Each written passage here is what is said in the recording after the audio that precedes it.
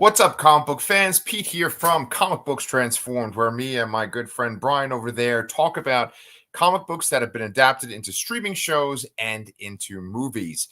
I don't think that there is a Fallout comic, right, Brian? I probably should have looked that up. I was just excited to watch the show, and I play video games a lot, so I played some of the Fallout games, so I was excited for this one. I don't know. I mean, I wouldn't be surprised if there was, though. Well, today, if you guys haven't guessed it, we are talking about Fallout. And as Brian said, he's a big video game guy. I think we've covered some video game stuff on this channel before, right? The Last of Us. The Last of Us. Ding, ding, ding. Hello. And, it's funny because we were living in a time when, people would say, oh, video game adaptations aren't good, or they're never going to make a good video adaptation. But now they have The Last of Us. They have this. I'm not really sure if, this. There's more than that. There's been more than that in recent years that it's been wow. I guess maybe video game adaptations don't have to be horrible. Yeah. Well, I don't know if they drop the ball on this later on in the series or what, but this is one of those shows, we talked about this before, where it just basically all got dumped on Amazon Prime in one shot. And so I don't know if it's gonna get it's not gonna be as good as the premiere. But who knows? I mean, what did you think? That was always a fear. We have, with Amazon, we really both enjoy Invincible and The Boys and the spinoff Gen V, which all release week to week. And to me, that's a sign that they are confident in the material and they want people talking about it and speculating and all this. Yeah. And then we heard the news that Fallout was just going to drop everything in a binge watch. That did not inspire confidence to me, but I watched the premiere and I kind of loved it. Hell yeah, ditto. So one of my favorite things about The Last of Us, talking about it, was that you knew so much about it and I didn't know anything. I was kind of experiencing it with fresh eyes, and then you would kind of fill in the blanks and be like, well, this happened in the game, they changed this. As far as the Fallout games go, have you played all of them? How many are there? Okay, so back when I was a teenager, the Fallout was originally PC game, for Fallout 1 and 2. They were kind of like an isometric game, and at the time I was obsessed with Diablo. And to me, I kept seeing this game Fallout. I'm like, oh my god, it's Diablo but post-apocalyptic, and I don't think that's actually true. Okay. But so the first game I played was probably some spin-off, Brotherhood of Steel, and then I played 3 and 4, and I played the app game Fallout Shelter, which is really fun. Okay. If you ever get a chance to check that out on a phone, it's a nice little time wasting game that, it gets more fun over time. Okay. And then there's also another game. The most recent game is Fallout 76, which I have not played. Mm-hmm. That was supposed to be more like a MMO sort of thing, and it didn't release to positive review. I think it's been turned around a bit. But man, I gotta say, after this, I want to go play some Fallout again. Yes. Okay. Well, it's funny because I think the only experience I have with Fallout at all is I was over an ex-girlfriend's house, and I would play video games a lot with her brother and her and this other guy. They had one of the Fallout games, and it was almost like Halo, where you're kind of testing out your suit and stuff at first. And then I think Liam Neeson was the character's dad, and he was talking you through things. Does that sound familiar at all? Liam Neeson in a Fallout game?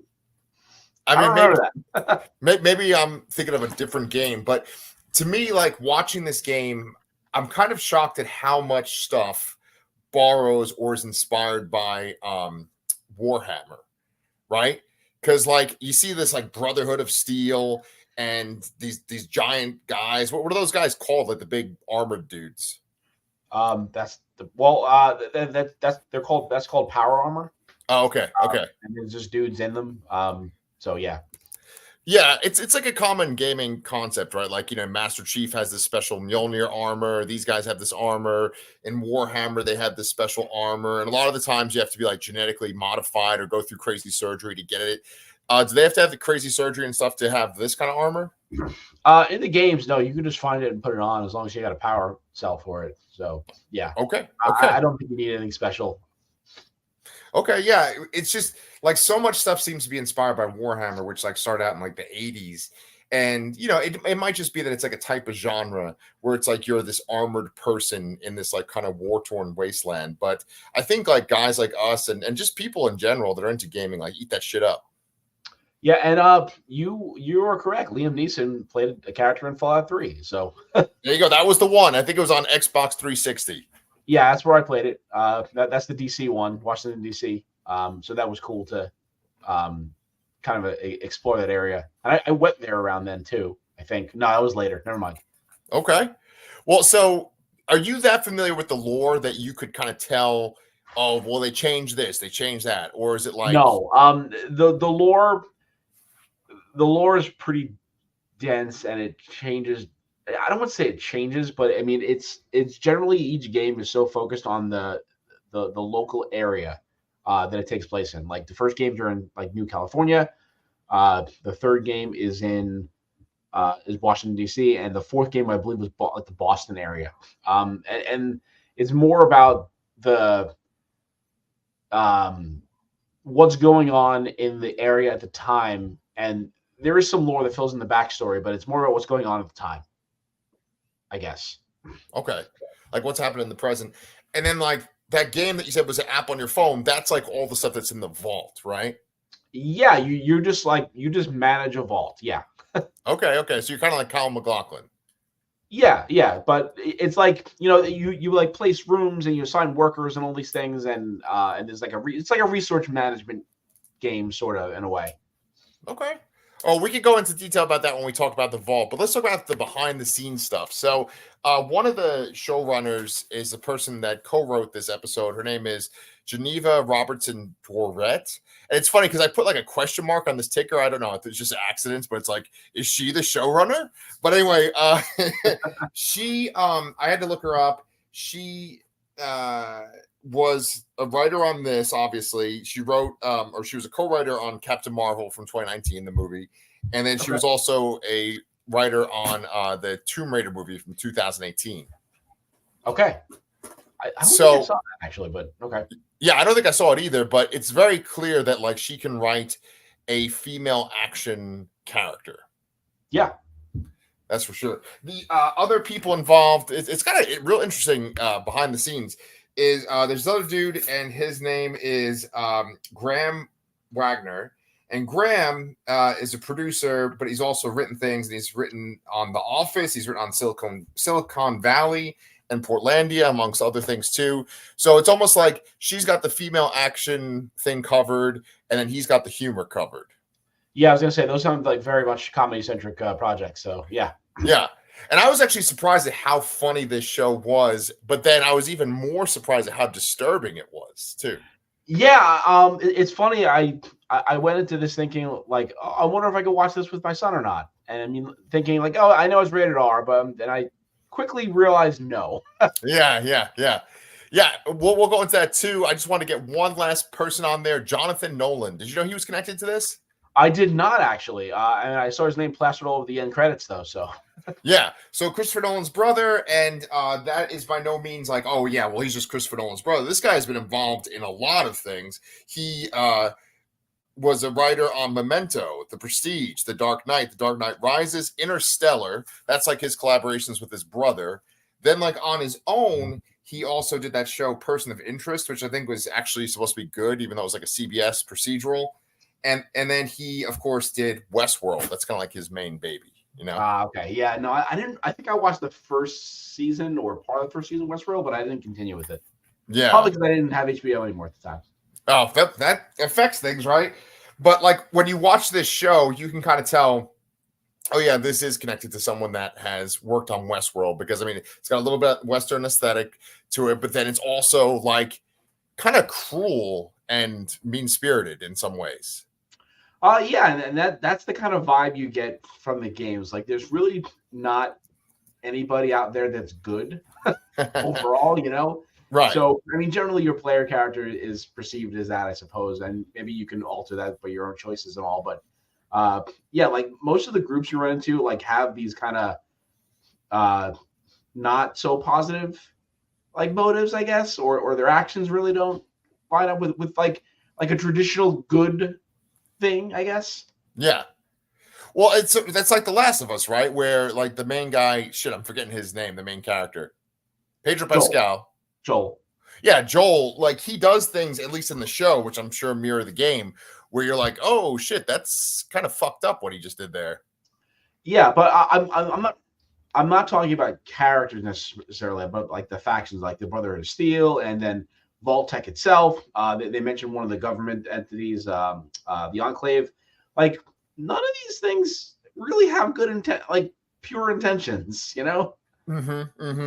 That's that post-apocalyptic vibe where it's like to retain some kind of organization, to have some kind of shred of humanity, you have to sort of become inhuman and like be twisted. I mean, that's very much like a Warhammer thing because they have the and I keep talking about Warhammer today for some reason, but you know, you have the Empire, the Imperials or whatever, and like they're pretty fucked up. They're kind of like this fucked up religious crusade, and that kind of reminded me of the Brotherhood of Steel in this.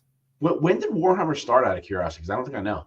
Like, I don't know, like 85 or something. Oh, that far back. Okay. Yeah. And it's funny because like it's that whole thing. I mean, this is a tangent. This is just me talking to you, but like it's just one of those things. I mentioned before how like I really love like British sci-fi writers. They seem to be like my favorite type of writer. And like there's stuff from them that's gone down into like, you know, Kieran Gillen, who's even written Warhammer comics, and then you know, Transformers stuff is kind of like that too. And there's stuff like that with Transformers too, where there's that sort of desperation over resources and they'll do horrible things to each other.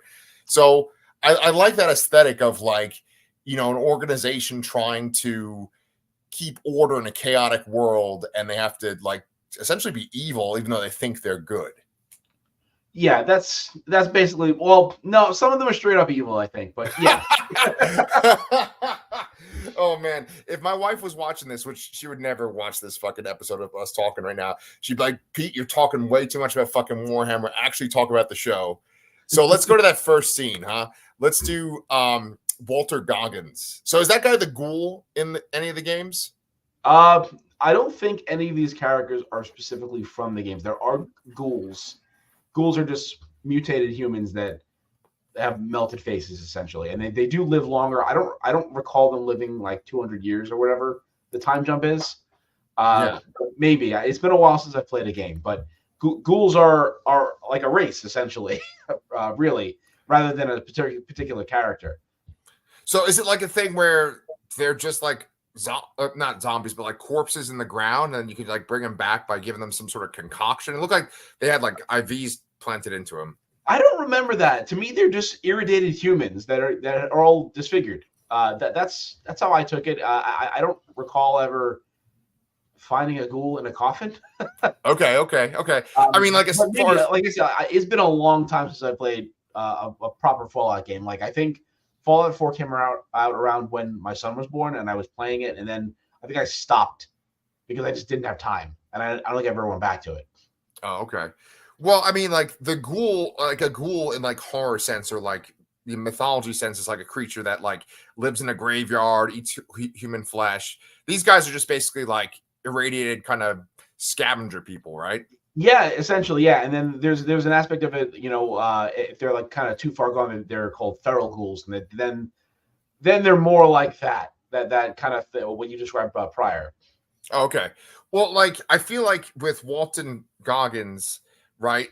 They essentially had to have him be like a bridge to the past, because I think that like one thing that would be difficult for audiences to kind of wrap their heads around is that like it's an alternate timeline. It's a timeline where like by the 50s we already had this kind of futuristic tech, but it was also retro. It kind of like fit the 50s. It was like what you would think science fiction would be in the 50s, and then that world gets nuked, and then essentially you're in the aftermath of that. Yeah, and it's kind of like technology is kind of like at a standstill at that point. Yeah. So yeah, it's always been a very interesting aesthetic to bring into a post-apocalypse world. But it's probably one of the most charming aspects of Fallout in general. Yeah. Well, what did you think of that opening scene with Walton Goggins and I guess his daughter and like that birthday party? Yeah, it was fantastic. It kind of really reminded me of it being not. It wasn't the same as the opening of The Last of Us, because that was just like that was like a talk show and they were talking about things. Yeah. But it was just kind of striking that, you know, you didn't expect it. Like I didn't expect them to show the actual an actual bombing to start off the show. It just makes like because none of the characters would be around, but apparently there is. So Yeah, I knew like once he did the thing of like, or the daughter was like holding up her thumb, and he said, "Okay, if you see this smoke cloud and if it's bigger than your thumb, you have a chance. And then if it's, I'm sorry, if it's smaller than your thumb, you have a chance. If it's bigger, it doesn't matter." And then she's it's like holding don't up. bother running. Yeah, that was a very poignant quote to throw in there, and it really helped sell the emotional aspect of the scene there. Yeah, yeah. And you know, it's funny because I've been to kids' birthday parties before, and there have been times where I've been like, "Oh man, it really would be awesome if there was like a nuclear apocalypse right now just to end this," right? But Oh. you know, it ends with him riding off on a horse, and you know, the explosions are going off, and that's basically the show. It says the end like right away too, which is the title of the first episode. Yeah, I also really want to call out the, just showing that human condition where there's a point where the people that are hosting the party are going to their bombshells and someone else is talking to them and trying to get in, and he's just like, nope, and he punched him in the face. Just that kind of self-preservation aspect. Yeah. And this how quickly we can turn on each other. Yes, Brian, I'd really hate to do this to you, but there's a little kid knocking on my front door and she's not stopping. My wife is sleeping. Are you able to just kind of describe the vault situation for like 2 minutes? I'd literally be right back. Can do. Okay. I'll be right back. You got this. All right, yeah. So the vault situation, the vaults are created by this company called Vault-Tec, which, as I mentioned before, are kind of like evil in general. They, you think they're trying to do something nice for humanity by trying to save them, but really it's a bunch of rich people just trying to preserve themselves and also do some messed up stuff at the same time there. So we're introduced here to Lucy, and we get introduced to what life is like in the vault for 200 years later after the bombing. So in the general Fallout lore, there's I think like 200 something vaults, and about 30 of them are actually about human preservation, and those were pretty much reserved for like the rich people that wanted to save themselves and didn't give a shit about anything else, and the rest of them are just like messed up experiments here. I don't recall vaults connecting any games previously. I thought they were all kind of separate, but we have this whole kind of are you okay? I'm still talking. What's that? The problem is I gotta fill you in all the stuff I just said there, so I can't re-say it. Was that the longest like 2 minutes of your life? No, I've done things like this before, but yeah, it's funny. I want to kind of hear what you're saying, but just a little funny note for you, Brian, is that the girl that was knocking on the door was one of the girls that stole all my stuff from my garage, and we left the front door unlocked for my daughter, my 13-year-old. So she literally just came into my house. Well, what did you walk out with? Yeah, right. So she's playing with my other kid, but now I can still talk to you. Were you describing the vault to everybody? Yeah, I was going on about the vault and how I mentioned earlier that the company Vault-Tec is really does not really have the purest of intentions. That there are about lore-wise like 200 something vaults, and about like 30 or so of them are like actually designed for human preservation, and the rest are just a bunch of like weird psychological experiments that they do on people. So, and then I was talking about how I don't remember any of the vaults actually connecting in the games or anything like that, but that's something new to me. But as we saw in this episode here later on after events, there's some questionable things going on in that other vault there that other than those Raider characters. Okay, yeah. I mean, that was super interesting stuff to me. And then when Lucy's brother goes into that other vault, there's like a guy in a chair and he almost looks like crystallized. Like maybe that's something you're talking about. Exactly. Right? Yeah. So they're all just weird, and no vault was the same in this regard. Like they just tried different things. I think the idea behind it ultimately was that the rich people were going to go colonize another planet, and they were just testing the effects of various scenarios on human psychology of people in a confined space, and what would be the ideal composition, I suppose, to make a successful colonization. Oh, okay. That's it. Man, there's a lot to this, huh? Yeah. Oh yeah. So okay, so you said earlier before that none of the characters are like characters that are featured in the game, or like maybe they're referenced or something, but like they're not the main people of the game. And like the main person that we start off with after the Walton Goggins intro is Lucy Lucy. McLean, Yeah. and she's played by Ella Purnell. Those of you guys that by any chance watch my other channel, The Lastercast, you know that I am a big fan of Yellow Jackets, or at least the first season and a half. And she is a main character in those first two seasons. I like her a lot. She plays Jackie on there. I think that she was just as good on this. I mean, she really, I think that like that sort of that weird kind of post-apocalyptic, but we're going to act like it's a happy 50s world vibe. I think she sort of embodied that. Totally agree there. Yeah, I think she did a fantastic job. I've only seen her in that Zack Snyder zombie movie before. Like Army of the Dead. She's in that.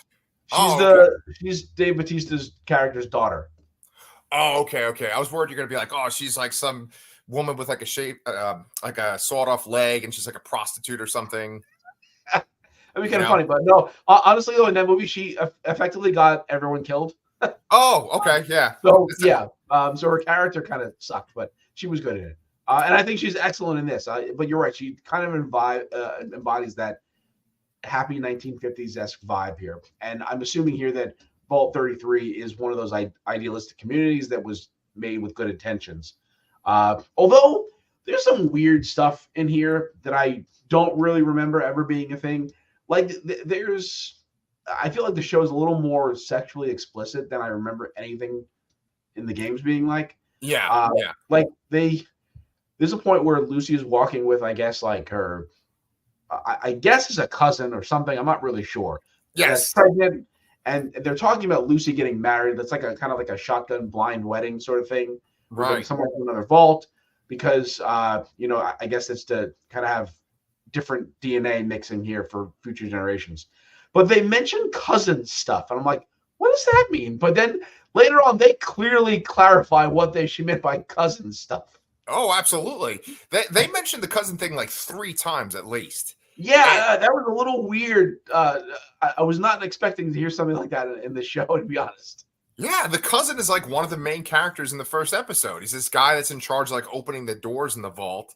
And he doesn't want to open up the door to let in the other vault people in, because essentially he kind of still wants to fool around with his cousin. And, it's ridiculous. I mean, there's other bizarre stuff. There's stuff that like I kind of like, my eyes went a little wide. Like when she meets her potential arranged marriage husband, this guy Monty, one of the things she asks during the meal is like, what is your sperm count? And it's obviously like this thing where the morals and stuff are sort of warped because of like basic human survival and trying to make things exist or whatever, keep going. I think that like they really did cast a perfect guy as her dad, Kyle MacLachlan, because he's from Twin Peaks, obviously a lot of David Lynch things, other things as well. But he's got that sort of that perfect way of like seeming like positive and like almost from the past, like from the 50s. But then you can tell there's something kind of warped going on. And eventually you find out that he's kind of more badass than you think he is. Yes, because he's able to hold his own once the Raiders attack. And he's obviously not killed. So, yeah. And he seems to be more important as well, because they drag him away for something. Yeah. I was pretty sure he was going to just get killed. Like there's this one sequence where, okay, so like I guess we should kind of cover things in a chronological way. They have this wedding, and I'm sitting there like, okay, this is going to be like the red wedding where these people are going to just jump them eventually. She gets to go have her honeymoon night, her wedding night with this guy Monty, and she has sex. Like you said, it's kind of like more sexually explicit than you thought. They have sex on a table, and then he just straight up starts attacking her as the Raiders start attacking everyone else. Yeah, because Lucy hears something going on in the background, and she's kind of questioning what's going on, and then Monty turns on her as well. One of the things that I loved about that sequence is he's quiet. He doesn't talk pretty much for the majority of the time that they're interacting before that. And then one of the last things he says as he gets a very sharp knife is this was the best day of my life. And he's saying it sincerely. I Yeah, really that like was that was a really great line, a really messed up line to show you kind of how messed up Raider life is on the surface. Right. Um, when they're fighting, there's also actually another moment. See, when you watch a pilot for a show, there's certain moments where you're like, oh, okay, I think I'm going to like this show because it's a little different, or they did something unexpected. They had this moment where they're struggling. He's got the knife. They're wrestling, and then you hear the knife go into someone, and they both stop. Your automatic assumption is that it went into him, and she's going to get away from him. But it was like, no, he actually stabbed her. Yeah, I was very surprised at that too. And to go back also before you were talking about Colin McLaughlin, me and Cast and all that, and you said you thought he might die. I'm like, and yes, I also thought the same thing. I thought that might have been like hire a big well-known name and then have them have an important role and then killed off in the first episode for shock value. But right, no. Yeah, and I mean, like, going back to what I was saying previously, there's a sequence when she escapes from Monty, and it's this kind of slow motion scene where you see these people fighting off the Raiders, and the dad's holding his own. And I was like, okay, as it's in slow motion, now he's going to get shot, and then they're going to do a close up on her face of her reaction. But that actually didn't happen. No, they did do the close up reaction on her face as they're taking him away, but he lived. Yeah. And so, Monty, first of all, when she gets away from him, she smashes a glass, and then she like runs it across his throat. It looks like it rips off part of his face too. Yeah, very Wolverine-esque damage there on Monty's face afterwards that we see in full view later on. Yes. And, he comes after her still after that. Colin McLaughlin jumps him, hits him with the shovel a couple times, and then like drowns him in a barrel of pickles. I saw that the whole time thinking, like, these people probably need to eat those pickles. Why are they going to contaminate it? Yeah. Well, so is she contaminated too? Because like she just did it with a dude that's like high on the Geiger counter. Well, that's a great question. In the games, you could just like take like these radiation pills and you drop your radiation levels. So I mean, maybe there's something like that in this world, and because the people in the vault are out there thinking, like, even when Colin McLaughlin's giving his speech about, he's saying like, oh, Lucy and Monty's children will be the first generation that can leave the vault and rebuild the civilization. Yeah. But clearly there's tons of people out there already that have been living out there for a long time. And yeah, they're getting irritated and things are bad out there, but they're out there. Well, so is that how the Brotherhood of Steel works? Like, is that like they're just on the surface? Brotherhood of Steel is on the surface, yeah. So yeah, they're there. They're kind of like made up of the remnants of the military, and their whole objective is to acquire and preserve old technology. More so, and you're never really clear about if they're doing it for preservation aspects or if it's like they're hoarding power to use to lord over their people, or you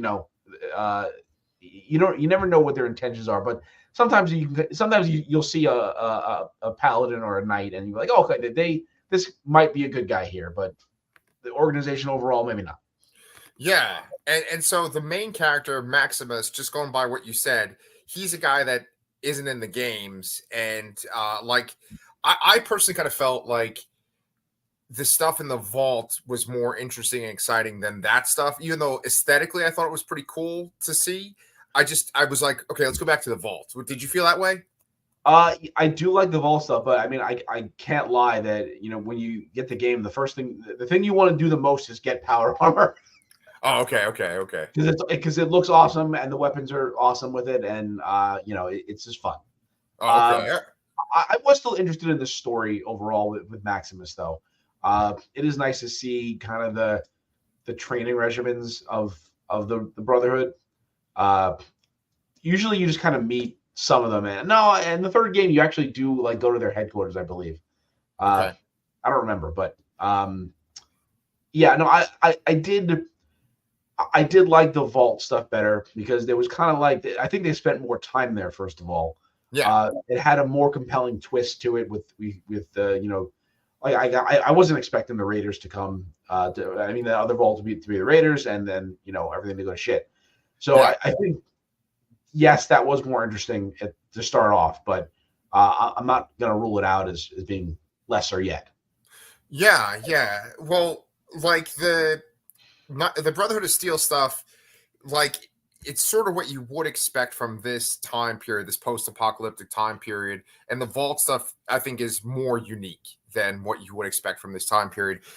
Um, they have I would assume it's their transgender actor that is on the show that's playing that character Dane. Their name is Zelia Mendez Jones, and they say they on the show. They go to become like a squire. They end up having a razor blade in their boot after they find out about the announcement, which keeps them from becoming a squire to one of these knights or paladins. I'm sorry. No. There are knights and paladins like a higher rank. Oh, okay. Do you think that Maximus is actually the one that put that razor blade in the boot? It's got to be. It's got to be. It's got to be. Oh, like they're really trying to make you think he didn't. Yeah, he seems like this kind of innocent, good-natured person, but I think he secretly was jealous that they chose Dane. Dane was that character's name. Dane yes. over him for this kind of position. But it's weird though that he would if he would do that, thinking that he would get the spot out of everybody else too. Right. So I think they're trying to make you think there, but I think he's going to realize that he did it, maybe even subconsciously later on. Yeah, that was the most intriguing thing with that part of the story, because when he finds out that Dane is going to become a squire, he like flips out on this barrel. He's just like, screaming and hitting this barrel. And I was like, whoa, he's got some rage. No, that wasn't a barrel. That was a toilet. Oh, okay. Whoops, sorry. Should pay closer attention to these things. Sorry. But like, the episode starts out with him getting beaten up by his peers, and it seems like there's something off about him, or he's not accepted with the group. Yeah. And I would be remiss if I didn't mention that when he gets interrogated about Dane's injury, there's one of those knights behind him, and I love it because they never pan up to the knight's helmet. You just see the back of them. I'm sorry, not the back of them, but like the midsection of them with their arms on the side. Their armor makes noise. It was very like a Darth Vader kind of just standing there with Princess Leia kind of vibe. Yeah, very imposing. Yes, I love that. And then the guy that was interrogating him, I've only ever seen him in one other thing. He was in Mr. Robot, and he played a character. So his name was Elder Cleric Quintus. And he's played by an actor named Michael Christopher, and he was in Mr. Robot. I thought that like in Mr. Robot, he played this really interesting character who essentially was like part of the people that like really do run the world, you know? And I thought he embodied that so perfectly in that show. And then I think he added gravitas to this show in that scene. Yeah, I agree there. Yeah. And I also like the kind of like the cult-like feeling of the ceremony of being turned into a squire there. I don't really remember feeling that from the games, but it was an interesting take there. And I think it kind of shows you that this is a semi-sinister organization as well. There's some questionable things going on here. Yeah. And it just like this show looks like it cost a shit ton of money. Like when him and the knight go onto those like big choppers or whatever and fly off. Like I just love watching the knight jump up into the chopper, and then he has a huge pack on his back too. Yeah, I loved one of my favorite details was how the copter sunk after the knight jumped into it. Mm-hmm. Awesome stuff. Yeah. So basically, we have to talk about the violence of the Raider attack, because at one point you have a pregnant woman getting stabbed in the eye with a fork. Yep. And then you also have this fucking ridiculous sequence where there's this guy, he's from the show Severance that I love. And he's like, hey, get that Jello mold out of here, or whatever he says.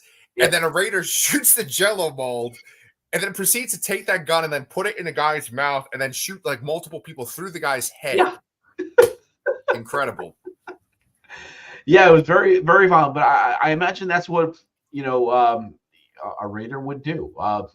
I mentioned before that Fallout Shelter game, and you do get raided on occasion, and it's basically like that. They come in and they attack your guys, and you have to make sure they don't die.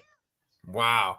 Yeah, I knew something was up with them. They actually did a really great job of like foreshadowing or setting that up. There was one part where they're eating in like their little picnic area with their fake background, and one of the Raider people like takes meat off another person's plate. I was like, okay, there you go. Yeah, you also see all this. You notice a lot of scars on everybody too. Scars, tattoos, yeah. And like, and really, I think that moment where Lucy asked about the sperm count was when we're like, okay, they're Raiders. okay. Because like it seems like they're supposed to know these things, and he was very quiet, like you said, very quiet. So he was acting a part, and he wasn't really a good actor because he's a wasteland scavenger kind of person. Right. Well, let's kind of get to wrapping this up because I'm excited to talk about X-Men 97 with you. Yeah. But we should talk about that last scene. So Walton Goggins' character, the Ghoul, he kind of comes back to life, or like they wake him up or whatever. Was one of the thugs that was there, did he kill a guy with like a baby doll? Yeah, I'm pretty sure that's a weapon from the games. It's like a garbage launcher sort of thing. You just like fire anything out of it, and it becomes a deadly projectile. Yes. And then the guy that was with him, that guy is he's this actor that was in like Forrest Gump, and he was in Con Air. He played Bubba in Forrest Gump. Oh, no way. That's the main guy that was like trying to hire the Ghoul. Oh, yeah, okay. Yeah. I got his name here somewhere. Let me just see. But it was kind of fun to see him. His name's Mykelti Williamson. Okay.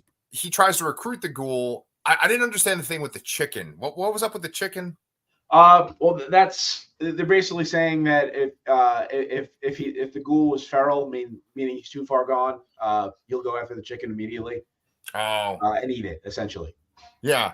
I don't really remember that being a thing, but like you would know if a Ghoul was feral. But I guess there's always that question of if their mental state, what their mental state actually is, and how the more crazy they seem, the closer they are becoming feral.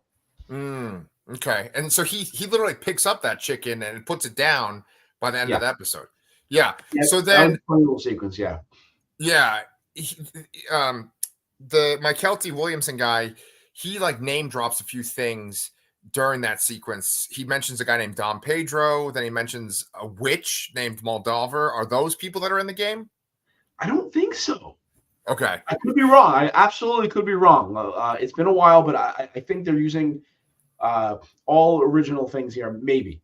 Okay. One thing I'll notice is I did watch the this season on preview at the end of the episode. There is a scene in like an outside town somewhere where there's like a plane in the middle of the town. I think that was from one of the games, but I could be wrong. Okay. All right. Well, I actually thoroughly enjoyed this show. I would be down for covering the remaining episodes like one at a time with you if you're interested. Yeah, totally. Do you have anything else you want to say about Fallout?